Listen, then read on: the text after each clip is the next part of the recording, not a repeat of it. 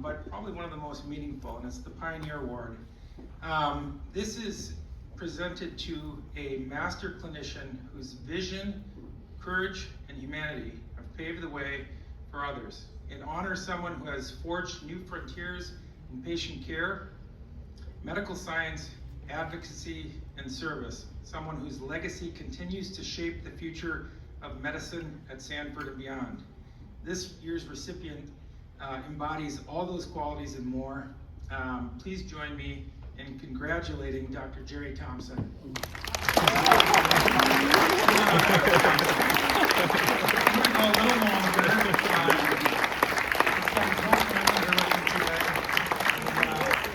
Funny thing, I actually went to high school with some of his kids that are here, and I'm sure they're looking up here and wondering, how did he get up there? Let alone go through medical school. But I want to just read a couple things from. I pulled a couple colleagues because I only overlapped with Dr. Thompson for a little while, but his legacy has continued, and I was well aware of him growing up and even beyond just the great things he did in Bemidji. But I talked to Dr. Wilcox first, and I just want to read a few of the things that he had to say about him because I think it's very meaningful. I'm going to have to take my glasses off, Dr. Shen. The first thing he told me was a story, an anecdote about a patient he took care of. You know, he was practicing. You got here in 78? 78.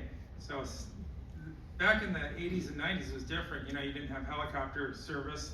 It was a 2 to 3 hour ambulance ride, and he was taking care of a patient that had rigged a lawnmower. The pull cord was broke, so they stuck a nail in it. And as he pulled it, it recoiled, and the nail came out and stuck him in the heart. And the options were to take care of it here or try and send him on an ambulance, and he probably wouldn't make it. And he ended up doing something that would have been uncomfortable, I think, for most of our general surgeons, and he took care of it right here in town and saved the guy's life. And I think that's just an example of where things were at that time and just the way that he led in Bemidji. So Dr. Wilcox goes on to say, my biggest appreciation for Jerry was putting patients first and doing what needed to be done. As our consultant, especially from the ER, I don't recall any pushback about whether or not he was the physician needed. If you called, he would just come in and sort it out. He was instrumental in supporting quality care, local services, and professional behavior. Long before the current annual check-ins, the Sanford and Fargo mergers, the Bemidji Clinic had physician leading peers professional review with Jerry and 3 or 4 other respected clinicians. You met with him every 2 years to review what your partners and staff were saying, not only about your clinical skills, but your partner skills. He said, I have a deep admiration for Jerry, and I'm very sorry to miss this award and that he couldn't be here tonight. He also had reached out to your long-term administrative secretary. We all know that the secretaries, they know the most. But she had these words to say. He was always a voice of reason, calm in the storm. He had a great work ethic. He brought vascular surgery interest and expertise and enhanced local services and improved our ICU care. It wasn't that Dr. Thompson might not grumble, but it was always for a good reason. And I have one more person that I want to read a couple comments from, and he's here tonight, and that's Dr. Hoodie. He says he was one of a kind, unlikely there will be any surgeons made in his mold moving forward.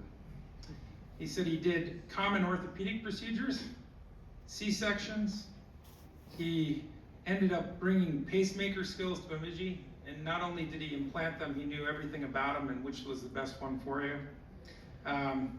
He really empowered the family practitioners to do common procedures that were within their scope of practice, which allowed him to do more of the things that only he could do. And he said, in addition to kindness, he was humble, accepting, non-judgmental, patient, and always willing to help others. Just by being who he was, he set a high bar for others to strive for. So I hope that's honoring to hear your former colleagues, and super proud to be able to give you this award today and acknowledge the great work you did in Bemidji. And here's an opportunity to speak.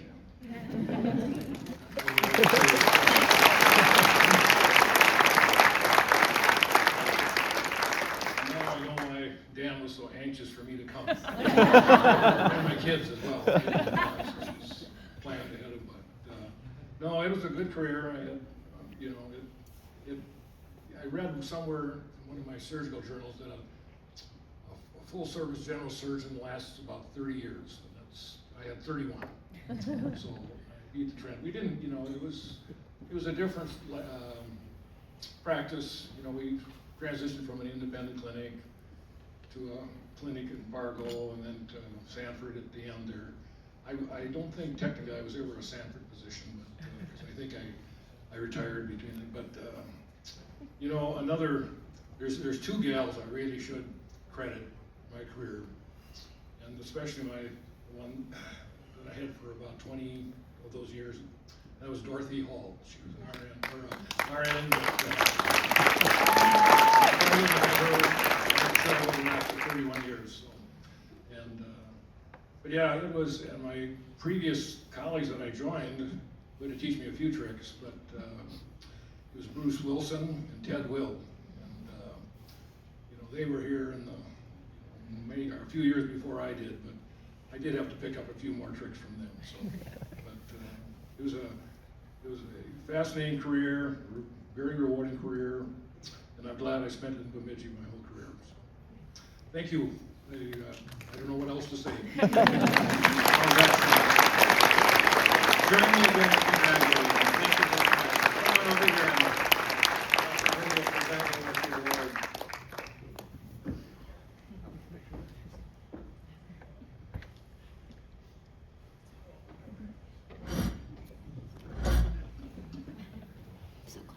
Well, Andrew, I don't know if it's a good time to say that